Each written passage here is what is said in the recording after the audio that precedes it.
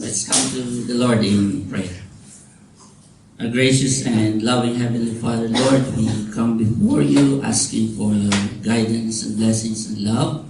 As every your word today, may the work of the Holy Spirit be impressed upon our hearts as we fully embrace your truth, O Lord, that it will encourage us and give us encouragement for the rest of our days as we continue to serve you. In Christ Jesus' name we pray. Amen. Our text for today will come from the book of Philippians, Philippians chapter 3, verses 20 to 21.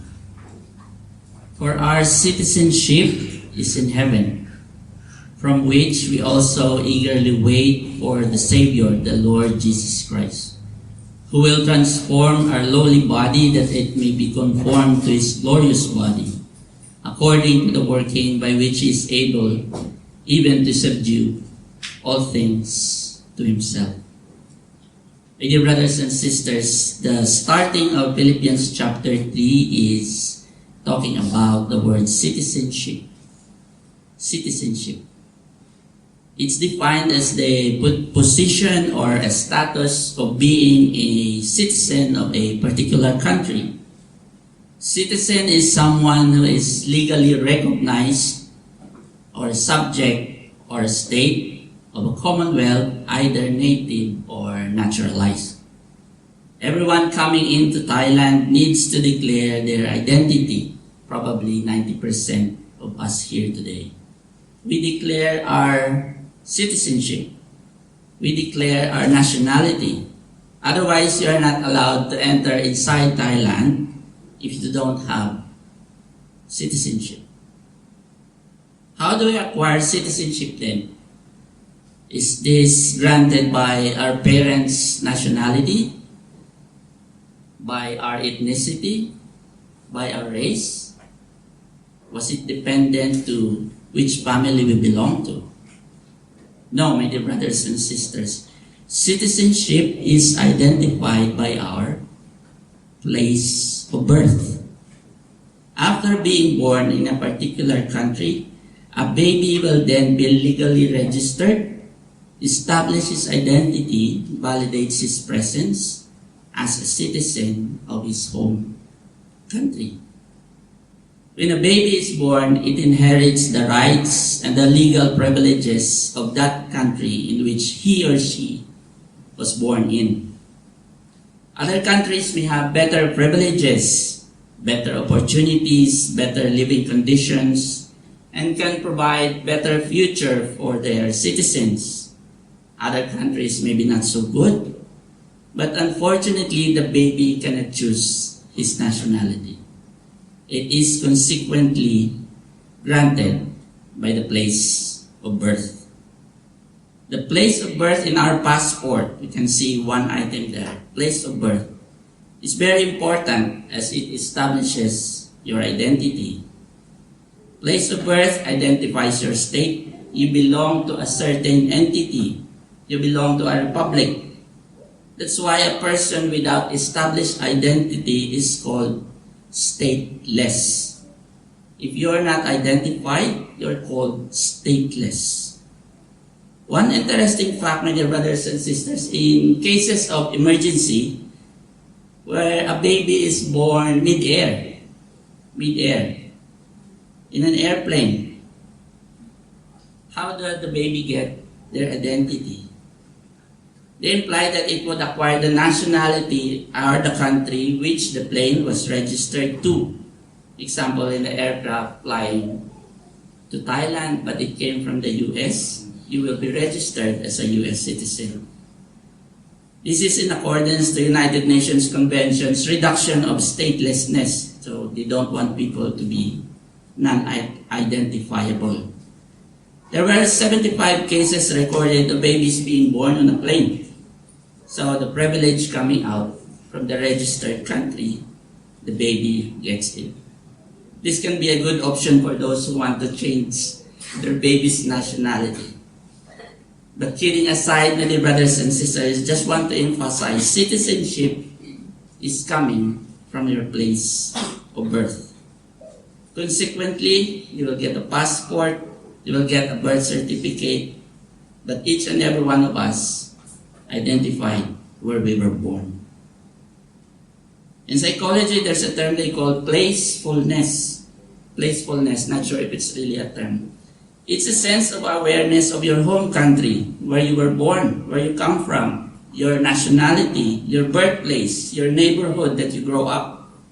In this aspect, the person may have a sense of belongingness where he come from, because this person will inherit not only the rights and privileges, more often he will inherit the culture, the tradition, the way of life, the belief, the faith, the practice of that particular country. With exceptions to immigrants and naturalized citizens, citizenship is always relative to our place of birth and significantly influenced by our upbringing as we are exposed to that local culture. So that's the picture of citizenship. Is that the citizenship that our brother Paul talks about in the book of Philippians chapter 3, verse 20?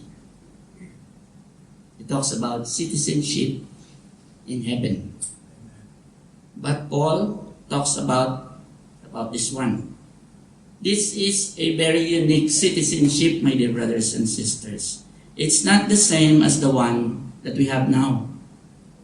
This was divinely ordained, freely granted, and have far more better privileges and benefits compared to what we are holding now. Far more than the best country could ever offer. Today, God willing, we'll look into this special case of citizenship, and may the Holy Spirit impress these truths upon our hearts. Only 2 points for today. The universal identity of man. You are, biblically now, you are called citizen of this world. Citizen of this world. The universal identity of man coming in to this world. Our introduction, the nationality is always relative to the place of birth. Similarly, in the spiritual and biblical aspect of it, if you are born in this world, you are automatically a citizen of this world. Once you are born, you consequently inherit all the good things the world can ever offer. The opportunity to grow, to develop, to enjoy the good things. You have prepared your future for a better life ahead. But more importantly, my dear brothers and sisters, everyone born in this world needs to understand that we also automatically acquire the dreadful inheritance of sin. The inheritance of sin from our forefather, Abraham, the original sin. A difficult pill to swallow and accept, to be called citizens of sin. But that is the universal identity of man. Coming into this world, everyone is a citizen of sin. We are all sinners. Psalm 51:1, behold, I was brought forth in iniquity, and in my sin my mother conceived me. Romans 5:12, therefore just as one man's sin entered into the world, that death through sin, and thus death spread to all men, because all sinned. Romans 5:14, nevertheless death reigned from Adam to Moses, even over to those who had not sinned according to the likeness of the transgressions of Adam. Here is the correct answer to a common question. Why do people die? The Bible's answer, because we are all sinners. Because sin equates to death. James 1:14-6, but each one who is tempted when he is drawn away by his own desires and enticed, then when desire has conceived, it gives birth to sin. And sin with its full grown brings forth death. Romans 3:23, for all have sinned and fall short of the glory of God. Romans 6:23, the first part of it, for the wages of sin is death. It's a difficult pill to swallow, but in this picture, you were born to die. This is the universal identity of man. Citizens of this world, citizens of sin. Sinners by default, enslaved to the ruler of this world, enslaved to Satan. That's the reality. In our universal identity as citizen of this world, we are bound to be the followers to the ruler of this world. 3 times Jesus referred Satan as the ruler of this world in the book of John. My dear brothers and sisters, is it really important to understand this truth? A lot of false religion believe that man is good, inbornly good, they say. And he becomes only bad once his environment influences him. The babies that are born are sinless. Only his upbringing makes him sinful. That's what the false gospel says. That we can be good if we do our best. That we can be bad if we follow others. That we are capable of removing our sin, thus eliminating the need for salvation. The universal identity of man, my dear brothers and sisters, is very important for us to realize where we come from. This is the story of the false gospel of salvation behind good works, because they thought man can save themselves. In the biblical doctrine, this is called man's total depravity. As a result of the fall of Adam, all human beings are born sinful in nature, incapable of coming to Christ or doing anything truly good apart from the grace of God. Ephesians chapter 2 verse 1 to 3, "And he made alive who were dead in trespasses and sin, in which you once walked according to the course of this world, according to the prince of the power of the air, the spirit who now works in the sons of disobedience, among whom also once conducted themselves," imagine our pre-conversion state, "in the lust of our flesh, fulfilling the desires of our flesh and of the mind. And we were by nature children of wrath, just as others." Children of wrath, citizens of wrath, children of sin, children of the ruler of this world. My dear brothers and sisters, this is a very important truth that we need to understand. Saints in Christ coming into saving faith identify themselves first as sinners and in critical need of salvation. This is the works of the Holy Spirit, thus enable him to ask, "What must I do to be saved?" If you have come into Christ apart from this truth, my dear brothers and sisters, with a different motivation, with a different purpose, we need to ask ourselves and make right with God. Because if we come into Christ and identify only the benefits that He can provide, this is a false salvation. We come into Christ because we are sinners. We come into Christ because we are convicted of our sin. We come into Christ because of a desperate need of salvation. We come into Christ because of the offer of free forgiveness of sin. Apart from it, maybe you will fall into the category of false salvation.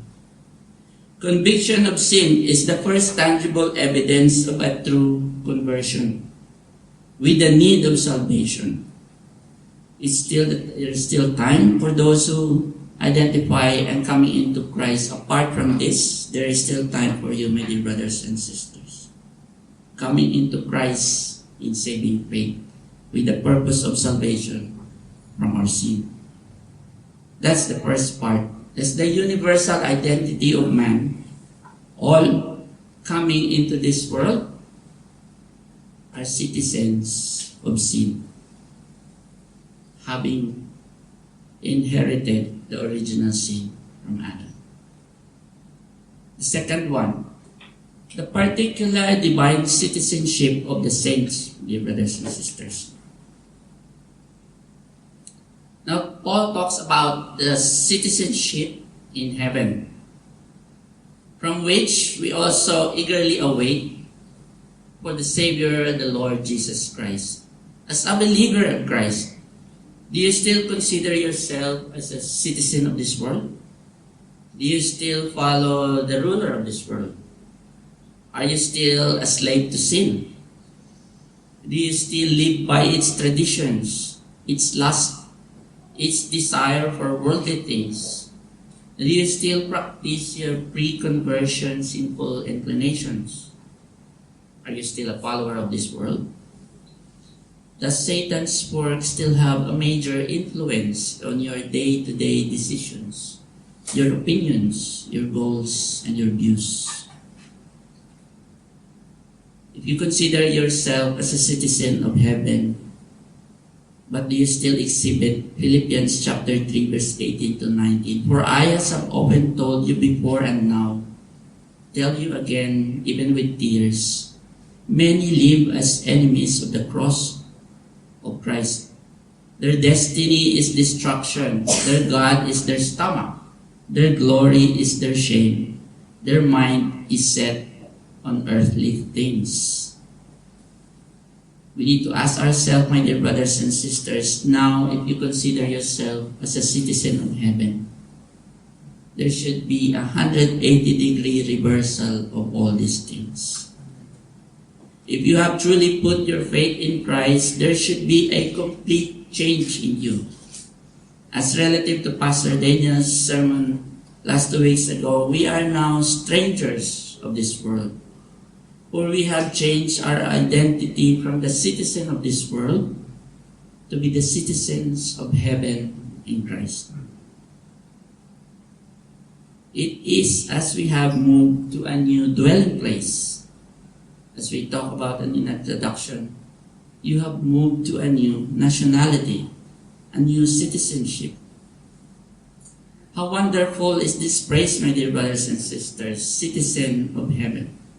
If you can make a sense of it, citizenship in a secular view is identified through the place of birth. So changing our citizenship, we need to be born again to change our nationality, our citizenship. We may see it as a metaphor representation, but this is what the Bible tells us. True Christians have been born again, not by flesh and blood, but by the Holy Spirit, from being the citizen of this world to become the citizens of heaven. John 3 verse 3, Jesus answered and said to him, Verily, verily, I say unto thee, except a man be born again, he cannot see the kingdom of God. Changing our citizenship to heaven requires a special kind of rebirth, my dear brothers and sisters, that is only found in Christ. John 3, 5, 7, Jesus answered, Most assuredly I say to you, unless one is born of the water and spirit, he cannot enter the kingdom of God. That which is born of the flesh, and which is born of the spirit. Do not marvel that I said to you, you must be born again. Now the question, we have been born again. What are the changes that you have experienced after being born again, after you become citizens of heaven? What are the changes in you that shows you have been really converted? We gain the influence that's caused us or being citizens of heaven. A lot of changes will happen when a Christian is being born again. Let's cite some verses. 2 Corinthians 5:17, If anyone is in Christ, he is a new creation. All things have passed away. Behold, all things have become new. 1 Peter 1:3, Blessed be the God and Father of our Lord Jesus Christ, who according to his abundant mercy has begotten us again to a living hope through the resurrection of Jesus Christ from the dead. We are born again because of Christ. As a result, we have become a follower of Christ. 1 John 2:9, if you know that he is righteous, you know that everyone who practices righteousness is born of him. One evidence, do you practice righteousness as a citizen of heaven? 1 John 3:9, whoever has been born of God does not sin, for his seed remains in him, and he cannot sin because he has been born of God. Was there evidence of decline, of being sinful, of sinfulness on our pre-conversion? Or do we all the more linger in our pre-conversion state? Did we become more sinful after we have been converted to become citizens of heaven? There should be a sign of decline, of unrighteousness and sinfulness within us, my dear brothers and sisters. Otherwise, it may have been a false salvation. 1 John 5:1-4, whoever believes that Jesus is the Christ is born of God, and everyone who loves him who begot also loved him and is begotten of him. By this we know that we love the children of God, when we love God and keep his commandments, for this is the love of God, that we keep his commandments. And his commandments are not burdensome. Before pre-conversion, I think there's a sense of dreading of the Ten Commandments, because one way or another, a few of it, you linger on it. A few of those commandments is a burden to follow. Heavy, difficult, because you're still inclined to sin. One of the evidence of after conversion to become citizen of heaven is that God's commandment is not burdensome to follow. Moreover, if we can politely say, we take pleasure in them. Following the commandments of Christ takes pleasure than following the sins of this world, my dear brothers and sisters. For whatever is born of God overcomes the world, and this is the victory that has overcome the world, our faith. You have now been given a God-given ability to overcome the world through the works of the Holy Spirit. This divine citizenship, my dear brothers and sisters, we need to understand is a very particular one. Not the same as the citizenship of this world, which is a universal one. This one is not universal, it's very particular. Not all of us, not all of men will respond to the call. Matthew 7:21-23. Not everyone who says to me, Lord, Lord, shall enter the kingdom of heaven, but he who does the will of my Father in heaven. Saying and doing is a totally different thing. Confession and claiming our faith does not entitle us to enter the kingdom of heaven, but doing the will of the Father in heaven. Doing the will of the Father in heaven, my dear brothers and sisters, you can politely say it takes a stamp on your passport, in your citizenship, that it indeed is valid. These are the changes, my dear brothers and sisters. For having been changed to become a citizen of heaven, we incline ourselves in following God's commandments. One of the points here that was emphasized on Philippians is being a citizen of heaven, you also get one benefit. Our body will become transformed to an incorruptible one. who will transform our lowly body that it may be conformed to His glorious body. This is just one of the benefits, my dear brothers and sisters. Maybe we can touch it a little bit. Today we may seem to be engulfed with social media. How big is the effort? How big is the resource and funds being poured out to fitness, to great health, to awesome body, they say. That they praise the body as more important than Christ. This is more important than family, sometimes more important than work. My dear brothers and sisters, in this verse, Paul already emphasized that this is very temporal. When we have become citizens of heaven, my dear brothers and sisters, our lowly body will be transformed and conformed to the likeness of Christ. So if you're having difficulty and anxiety how your body looks like, don't worry. 20, 30 years later, you cannot maintain that one, and eventually it will go away because of sin. Looking forward to being a citizen of heaven is one of the benefits having this one, but this is not the main one, probably. It's part of Pastor Daniel's discussion of the third step of the glorification. Our body will be transformed to an incorruptible one. Moreover, the sinful lust of this world is fully manifested in the physical body. If you look at a person, you can see the sinfulness in him if it's inside his heart. The physical evidence of sin in a human is death. So this body will waste away. It will die because of sin. Paul said, Romans 7:24-25, O wretched man that I am, who will deliver me from the body of death? Thank God through Jesus Christ, our Lord.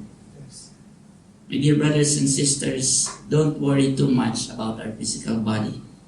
As per our text for today, it will not stay long. It will be conformed to the likeness of Christ. Now, as compared to the citizen of this world, in the past, we follow the will of this world. But after being born again in Christ, we change our will to conform to God's will through Christ. We see things differently now as citizens of heaven. We gain godly wisdom. We gain peace and understanding. Far from being perfect, but we gain confidence in facing future uncertainties. Whatever happened in the present and in the future, we face it with confidence because of Christ. We stand firm in our faith, my dear brothers and sisters. As we gain godly wisdom and knowledge, now we are aware how dreadful and how deadly sin is. That we continue to fight it daily until our last breath. That dreadful sin that hung our dearly beloved to the cross of Calvary. Now we'll lose our lustful desire from the things of this world. Now we lose the pleasures from the attention and praises of men.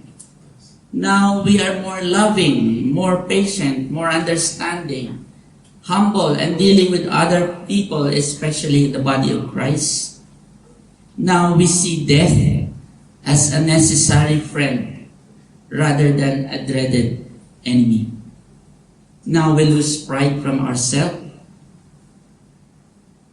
and the dreaded death has become our necessary friend. And more importantly, my dear brothers and sisters, we see Christ as our everything. The air we breathe, the rising and the setting of sun, our work, our friends, our families, even our enemies, our emotions, even the remaining indwelling sin within us can be attributed to Christ. The importance of the remaining sin in us shows that we are still dependent upon Him.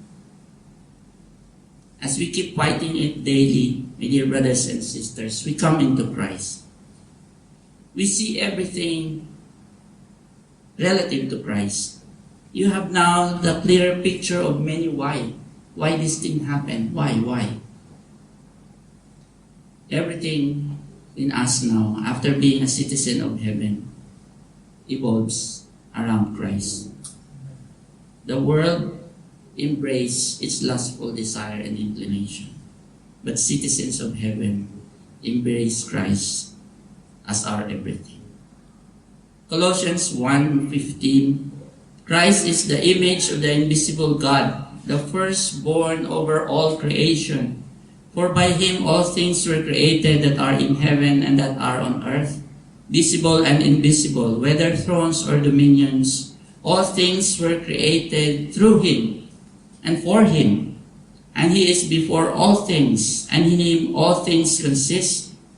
And He is the head of the body, the church, who is the beginning, the firstborn from the dead, and that in all things He may have preeminence. In this section of the Bible, my dear brothers and sisters, we can clearly see everything evolves around Christ. He is our everything. If you think you have become the citizens of heaven, I think you need to start looking forward to Christ in everything. Everything. For everything was made through Him, in Him, for Him. And one part of the verse also in our text, He subdued all things for Himself. Meaning Christ has the authority and dominion of all created and non-created things. This is a very wonderful truth, my dear brothers and sisters, as a divine citizen of heaven. You have been elected and called to a sole purpose to glorify Christ, to glorify God through following His words and following the footsteps in Christ. Let of all our being evolve around Christ. Let our remaining days be worthy of the Lord as the citizens of heaven in Christ. My dear brothers and sisters, may this word encourage us today to refocus our intentions, our motivations, and goals in life to Christ alone, nothing else. Gain more confidence that we have become the citizens in heaven in Christ. If you experience trouble and anxiety today, just look upon Christ, for He is our future and the living hope. My dear brothers and sisters, if there are still people here today that you're still a citizen of this world, come to the Lord and Savior Jesus Christ, for there is still time. Praying that the Holy Spirit work upon your heart so that Christ will subdue all things, coming to dominion and authority in Him for you, so that the Holy Spirit will change your heart so that you can respond to His call, and you too can become the citizen of heaven. Dear brothers and sisters, let's end this in Colossians chapter 1, verses 9 to 14. For this reason we also, since the day we heard of it, we do not cease to pray for you and ask that you may be filled with the knowledge of His will, all wisdom and spiritual understanding, that you may walk worthy of the Lord, fully pleasing Him, being fruitful in every work, and increasing in the knowledge of God, strengthened with all might, according to His glorious power, full all your patience and long-suffering with joy, giving thanks to the Father who has qualified us to be partakers of the inheritance of the saints in the light. He has delivered us from the power of darkness and conveyed us into the kingdom of the Son of His love, in whom we have redemption through His blood, the forgiveness of sin. Let's come to the Lord in prayer and reverence. Our gracious and loving Heavenly Father, we praise you and we thank you, Lord, for this wonderful truth that you have imparted to us. Help us to understand, Lord, and increase our awareness that once we put our faith in Christ, we have now become citizens of heaven, and that our inclination should change into praising and glorifying Christ alone, and that our reconversion days has been reversed totally, as our inclinations from sin have become changed now to the inclination to glorify Christ. Help us to see Christ, Lord, in everything that we do, in everything that we see, and hopefully give us encouragement of this wonderful truth. Whatever situation we are right now, give us encouragement, Lord, in this wonderful truth, in praising you and glorifying you. In Christ Jesus' name we pray. Amen.